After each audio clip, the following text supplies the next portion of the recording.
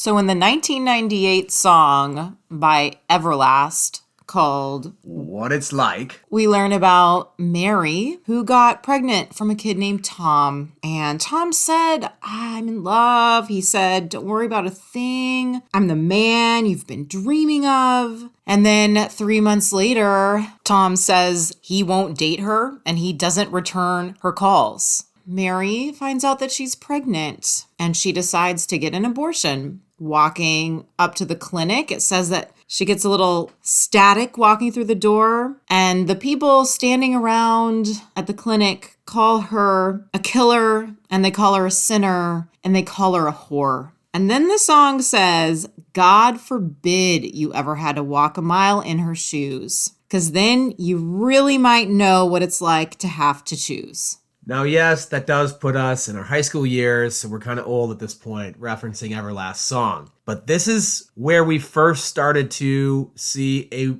more real picture of what abortion might be, what that choice is like. And in 1998, I was definitely more conservative in my faith. I was in high school, junior year. But when I heard this song and I heard those lyrics, something just shifted a little bit inside of me because I knew it was true. Those words that people called Mary when she was walking through the clinic door, I knew that that was true. I knew that people did that. And I knew, even in my conservative faith, I knew that that was wrong. And I may not have stood outside a clinic and done any of those things, but I absolutely was that person who thought she was a sinner. She was going to be a killer.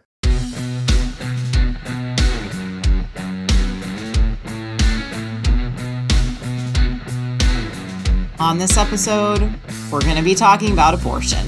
We are Red Weather Christians. I'm Steve. And I'm Jen.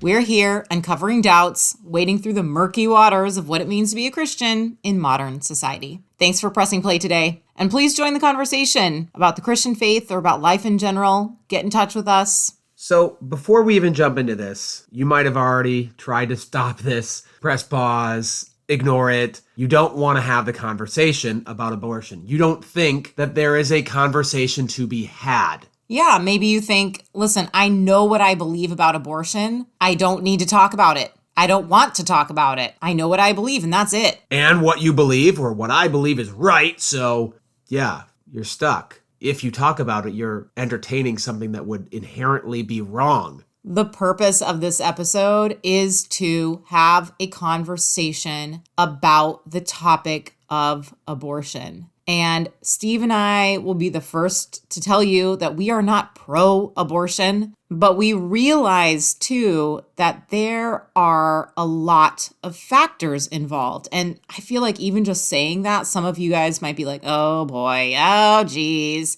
Other factors is a euphemism for you guys are really pro-choice. So that's what we want to break this down into different pieces. The conversation obviously has the two halves of what does it mean to be pro-choice and what does it mean to be pro-life? And you think that's the end of the conversation. So let's dive into what does it mean to be pro-choice? Well, across the globe, in most of the developed countries, you have abortions that are legalized, mostly shame and guilt-free in the first trimester. And then after that, there does need to be typically an explanation of mental or physical trauma for the mother. Yes, that explanation may be stretched in some cases, but after 22 or 23 weeks, those same developed countries make it really difficult to get an abortion. When it's viable outside of the womb, it's a definite hard no for us. Right. And when we say definite hard no, we mean, of course, without those certain circumstances, which would be like harm to the mother. Right, because if the mother is possibly going to die if she has this possibly viable baby, then that's a decision that I think she and her family need to make. Right. So that's just what the rest of the world thinks. And I say developed countries, they are not making this decision usually based off of some religious inclination. They're just making this decision for all the people in their countries. So we like to think of it this way. No woman likely goes and tries to get pregnant just so that they can get an abortion. That's ridiculous. Right. Just think about that. You'd have to be purposeful. You're going out, you're like, oh, okay, so she's so promiscuous. Like, if you are, maybe more on the promiscuous side, fine, but you're probably not trying to get pregnant. No, I don't think that's the goal. How could that be the goal if they're going to go and have an abortion? It's clearly not the goal. So you look at the intent behind any abortion, it is usually not, I want to kill this thing. Right. I think it's more of desperation. I don't have the resources to support this baby. I don't have the mental capacity, maybe, to support this baby. I don't have enough love in my heart to support this baby. I don't know a lot of women who have gotten abortions, but I don't think that very many women are willy-nilly about this decision. They're like, oh, I just don't really feel like it. So I think it's normally a pretty heavy, difficult decision. And then a lot of Christians just pile shame and guilt on top of what's already a very traumatic event for these women. And it just seems to me that there could be a better way that Christians could support women. And I know that there are support systems out there through various churches, but I don't think it's enough to where women feel like those are places that they could go and get real support after the child is born. And we are advocating for that, absolutely. So if you know of churches doing that, we are in favor of that. We are like, yes, if you want to be pro-life after the birth, before and after the birth. So another point to pro-choice position is that most people, and including married Christian couples, do what they can to plan their pregnancies. So this will include birth control in some form or another, which very rarely would you have, say, and I'm talking more specifically in the Christian community here, would you say that a married couple just chooses to be celibate until they're ready to have children? Yeah, no. And I don't think anyone, Christians, non-Christians, would expect that. So when we talk about birth control in this situation, we are going to talk about at least two different types. But the first one is hormonal birth control. I went on hormonal birth control when I got engaged. And I was like, well, I guess I need to be on birth control now. I'm about to start having sex with my husband. And when we got married, of course. So I, consulted with my doctor or whatever and decided on the Nuva ring, which is a hormonal birth control. I don't even know if it's around anymore. But I do remember, I don't know how to insert this. How am I supposed to know? Have fun, read the insert and try to figure that out. And so I was trying to book an appointment with a doctor. I was in college still at this point. And they're like, yes, we can set up an appointment for you. It'll be $250. And I was like, what? I don't have $250. I am not doing that. So I went online and I found a Planned Parenthood site and I went there and everything was free and they were super nice and they explained to me how it worked. And then they also gifted me a little bag of condoms to take back with me. I thought that was so nice. Yes, so nice. But the point being, one, we used Planned Parenthood and had a positive experience there. Yeah, I feel like Planned Parenthood, there are a lot of Christians out there who hate on Planned Parenthood. I mean, they think these people are Satan's demons. Down with Planned Parenthood. Stop funding Planned Parenthood. And they sell baby parts. I was just I had a really good experience with them. They were super nice. They didn't charge me anything. They were so kind. Yeah, so I had a really positive experience with that situation. But all that to say, I went on hormonal birth control probably for the first couple years at least of our marriage when we were, sexing it up. Sorry, Steve's mom, if you're listening. Totally fine. I mean, we all know it happens. And so, but then I stopped taking it because I just didn't, I don't know. I've always been kind of a more natural medicine. I hate to say that these days with all the politicizing of the COVID vaccine. Steve and I are both vaccinated, by the way. But I didn't want something inside of my body that was, messing with my hormones. It just didn't seem right to me. So I was like, we'll just do condoms and we'll just do it that way. I'm not going to deal with this. And plus, it was kind of expensive, even with just a copay. So I went off hormonal birth control. We just used condoms and whatever. That was fine. A little did I know. I mean, I was not taught anything about really what hormonal birth control was or did. But I come to find later that the kind that I was on would let conception happen, but it wouldn't let the fertilized egg attach to the uterine wall. So it was fertilized. Conception had happened, but then it wasn't able to attach to the uterine wall. So then it was as if I had a normal period after that. So yeah, I ended up looking this up too, and Randy Alcorn, another shout out to him, wrote a book in the late 90s about does the birth control pill cause abortions? Now, we weren't even on the birth control pill, but it's this whole low dose hormonal birth control, and it works in 3 ways. One, it can prevent the egg from being released at all. Another is it can make it very difficult for the sperm to swim upstream. And the third is thinning the lining of the uterine wall so it is an inhabitable spot for the egg to attach. And that third form, as described in the book, is, I can't say this word right, but it's an abortifacient, something like that. Basically, an abortion process. Conception has happened and the egg has now been aborted. The conceived human is aborted. And he found this out. He wrote a whole book about it. And then he started doing even more research because he couldn't handle it. He's like, I don't know. I have to keep asking. So we got a bunch of secular doctors, presented the same paperwork to them, the same research. Like, what do you guys think about this? I'm like, yeah, it works, does its job, it does exactly what we say it will. It prevents pregnancy. He's like, okay, but it could definitely do this third thing and abort the conceived child? Like, yeah.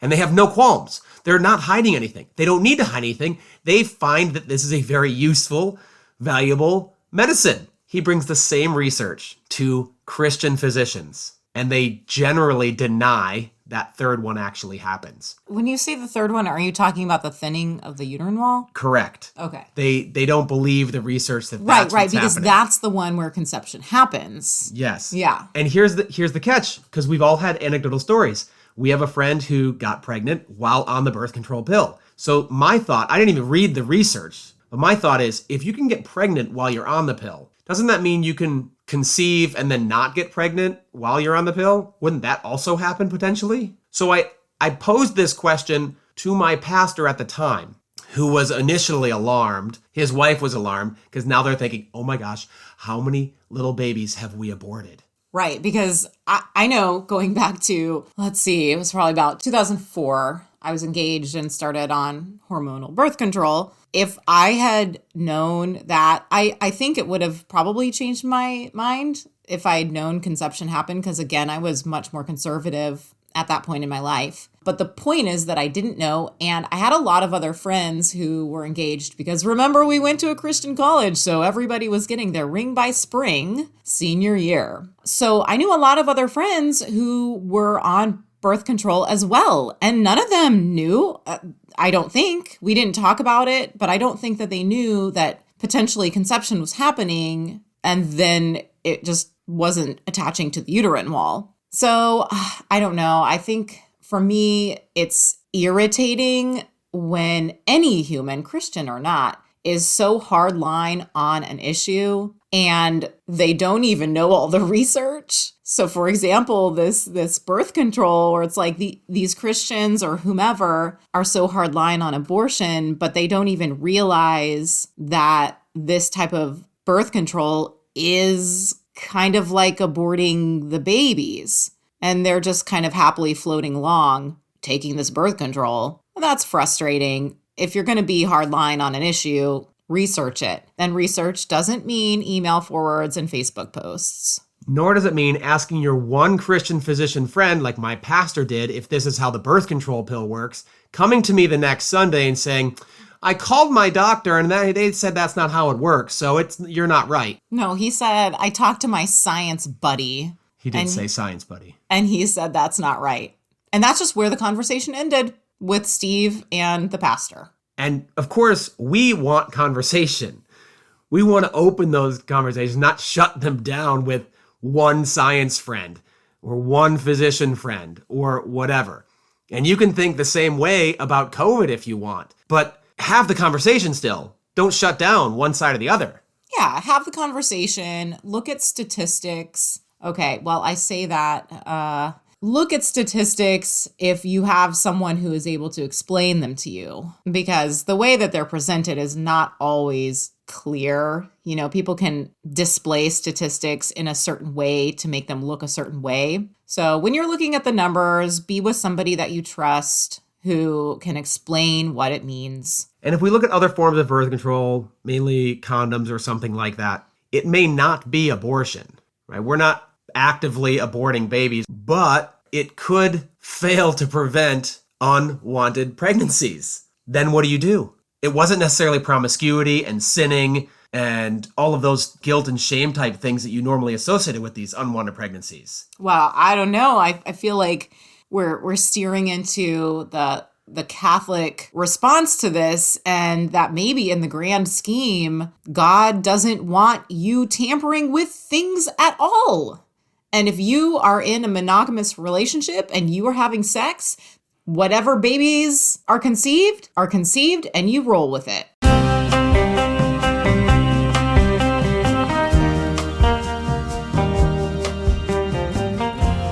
So, positions on pro-life. There are still a few positions within that, but some people just love babies and life in general, and that is fantastic. And I don't have any question about those types of people as long as they also provide a robust social program or their own form of social programs to help these mothers and families, not just at birth, but through the entire life, and not up to just 18 and then say, good luck.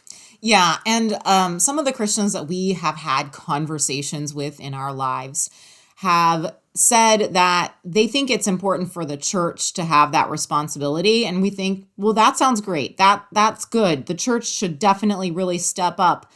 But then these same people are pretty against the government having any role in that, or the government providing social programs. All of a sudden, well, that's bad, that's evil. And I love that the churches are stepping up more and taking more responsibility to help support these moms and their babies. But I don't think that it's enough. Well, I also think about how we explain away other things. And it's like, well, God works in mysterious ways. So maybe God is working mysteriously through the government. Yeah, why can't that be an option of how God is mysteriously working? So the other aspect of pro-life that we feel comes out is, well, it was anti-birth control. So that would mean, again, talking about birth control again, but the pro-life movement here is, you can't stop what God wants to do. Right. So no birth control at all. Like no condom, no anything. It's just what God wants is what God wants, and you should not tamper with that. You are allowed, however, to do the timing method, the calendar method. Oh, right. Where you take your temperature and you see when you're ovulating and all the stuff. Yep. But that doesn't even make sense, though. Like, if you're going to have that hard stance on the issue of, if it's what God wants, then what do you have to do with it? That's still tampering, I feel.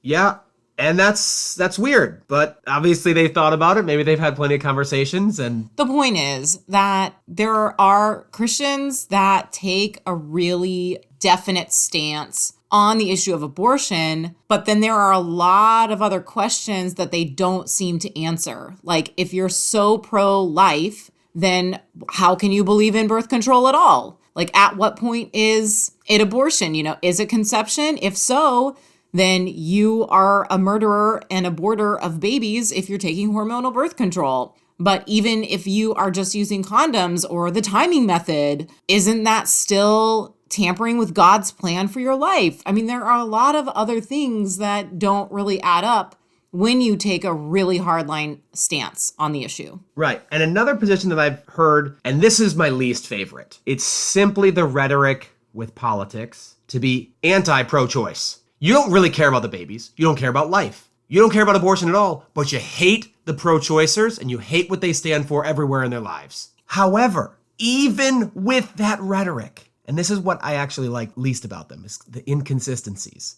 They're like, well, hold on. We're pro-life and everything, unless it was rape or incest. Then kill that baby. We don't care. Right. And that's going back to like these exceptions to the rule, but then the rule is supposed to be this black and white rule. How can a black and white rule have exceptions? But then there are exceptions for rape and incest and hormonal birth control and all these other things. Like, I don't understand. Right. So we actually have an interesting story. We knew a guy, he was a father of some students of ours, who liked to tell his story. He was the son of a victim of rape, and his mother decided to keep him. And he was a fantastic guy, raised great kids. And that's the other part of this. The choice there for the mom was there. It wasn't because she was raped, she had to abort the child. She had the choice. You're giving the rape victim the choice. You're giving the unwed mother, potentially, a choice. You're opening up the conversation. That's what we're about. I think having choice is something that evangelical Christianity is all about. It's the choice to follow Jesus Christ or not. It's the choice. It's not forced upon anyone. Except for the verses that focus on the family, explicitly uses, and that is that God knew you in the womb. He predestined you for greatness or to be a prophet or to be a leader, and that he knew you in the womb. Wait, you're predestined for that. So your choices are already made. You don't get to decide. So what do you say about that, Jen? Yeah, I think our point maybe is that all of this is complex. And these issues that maybe seem like they might be black and white never are. And even in the religion of Christianity, saying that it's a simple choice, it's more complex than that. But I do like to go back to that as one of the facets of Christianity is the choice.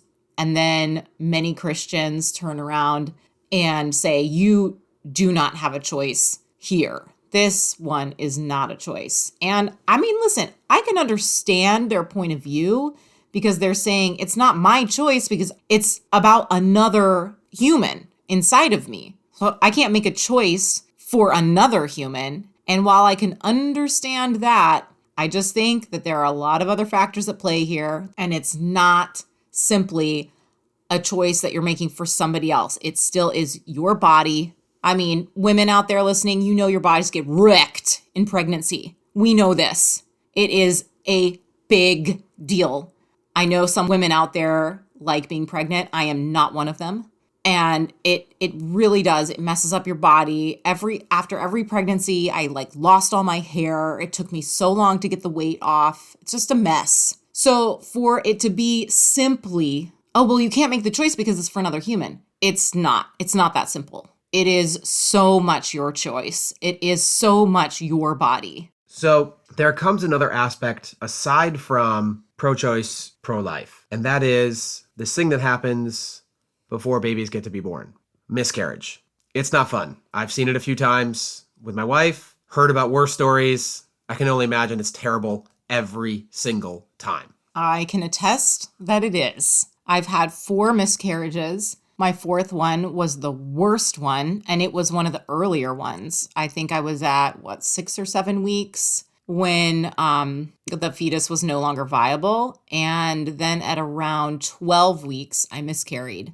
And I didn't know I was miscarrying until 12 weeks. So I was just walking around with a dead little baby inside of me for like a month. So mentally, that was difficult, wrapping my mind around that. And then the actual miscarriage of that one was the worst. I thought I was going to have to go to the hospital. I was losing so much blood. But then Steve and I have talked about this and how people have this black and white approach to abortion. And then you have to wonder about miscarriage. Like, did I do something wrong? Did I eat something bad? Did I ingest too much caffeine? Was it something that I did? Was it a particularly rough bike ride that I had? Women have all these thoughts that go through our minds when we miscarry. Like, did I do something wrong? And then I can't help but think of the people who are so pro-life and how, wouldn't they think in a way that miscarrying is manslaughter? I didn't do it on purpose. I was trying to be healthy, but what if? What if it was something that I did? What if? Well, when we talk about this, we brought this up with a few people, and they give us a weird look because they've never heard this before.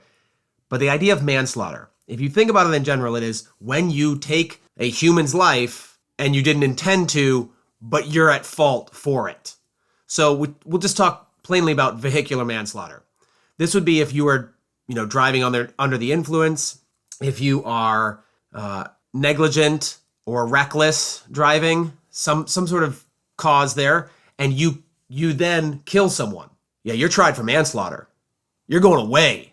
Right. And I would not want that to be the case for miscarriage. That's not the point that we're trying to make here at all. But if abortion is murder of an unborn life because there's purposeful and intention to terminate that life, and then there's accidental termination via miscarriage, and it was maybe not purposeful, maybe not even intended, but it was through fault or negligence of that mother, you're going to pile on that onto the miscarriage? I mean, you're the philosophy guy, but would this be what we would call a slippery slope? Yes, this is the slippery slope.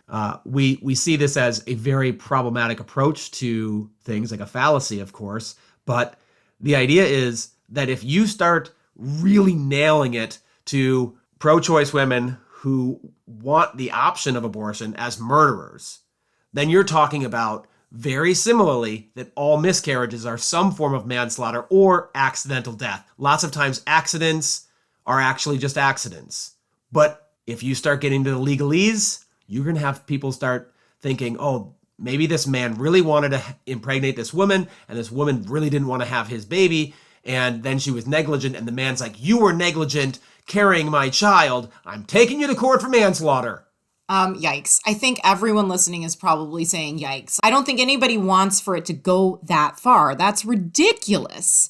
And that's also adding on to the shame and the guilt that the mom probably already feels. I know that I dealt with my miscarriages pretty well, but I can't say that I didn't feel any twinges of shame or guilt because it's my body. Like there was something going on in my body that was like, you know what, this baby is not viable.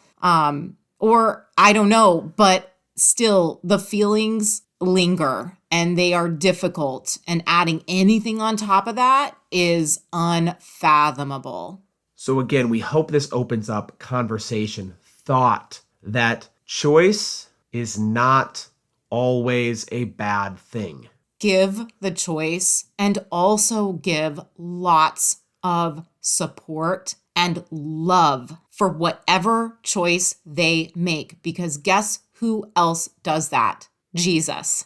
No matter if you decide abortion or no abortion, Jesus still loves you no matter what. And he wants us to have choices in life. I do believe that. I don't think that we are puppets. And free will is a whole big thing in evangelical Christianity. And I don't understand how you can believe that God gives you free will, but then in this particular case, it's like, no, you don't get to choose. It's your body and you don't get to choose. Right. So I will reiterate it in a different way. We hope to emphasize empathy over ideals. That's really what it comes down to. But we do want to go off one slight tangent that often goes overlooked. I've never heard it talked about in a sermon. Ever. And that is the male responsibility in all of this. Like, where's the male birth control? Yeah, there are condoms or whatever, but there are other types of male birth control out there that are, I don't know if they're hormonal. I did just read an article about a testicle bath where men every 1 or 2 months, I don't know how it works exactly. You can't even keep a straight face with this. It's called testicle bath. Testicle bath. Yes, it's a testicle bath. How many times can I say it? They do this bath every couple of months, and it is ultrasound waves.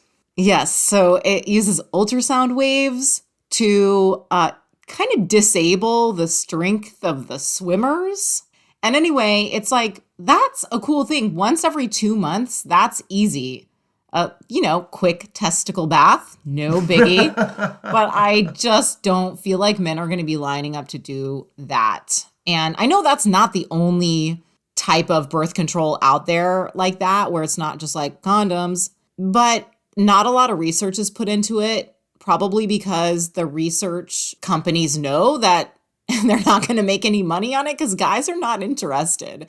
So it would be lovely to hear a little bit more from the pulpit about the male responsibility in all this instead of piling it 100% on women. That seems a little unfair to me. Right. So what we end up with, men speak from the pulpit because women aren't allowed to speak from the pulpit usually. We have men who have historically made the laws that govern women's bodies.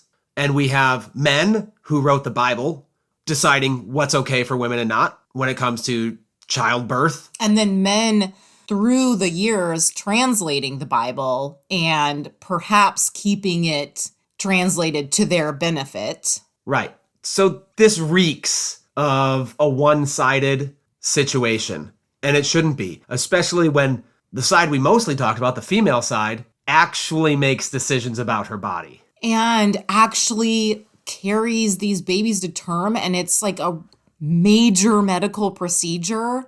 It leaves your body completely wrecked. Okay, I don't think I need to go into all this again, but the point is, it's a big deal, people. Okay, men listening out there, pregnancy is not for the faint of heart. It's kind of awful, but it's great too. So I am going to use one of the verses from Focus on the Family's like pro-life verse section, because although I think they took a lot of them out of context, and this one may also be out of context, just listen to it and see if you can guess the ending before I get there. Pure and undefiled religion before our God and Father is this: to look after orphans and widows in their distress, and to keep oneself unstained by the world. So I'll say it again, as we want to emphasize empathy over ideals, that if we are to follow pure and undefiled religion, we're going to take care of orphans and widows. So for pro-lifers out there, that means suck it up. You're paying for at least 18 years of life after that thing's born. We are Red Weather Christians. I'm Steve. And I'm Jen. Thanks for listening today. I hope you enjoyed the episode, and get in touch with us if you would like to chat about anything a little bit more. Again, if you feel inclined, we would appreciate it if you would share on social media or rate and review us on Apple Podcasts. Empathy over ideals.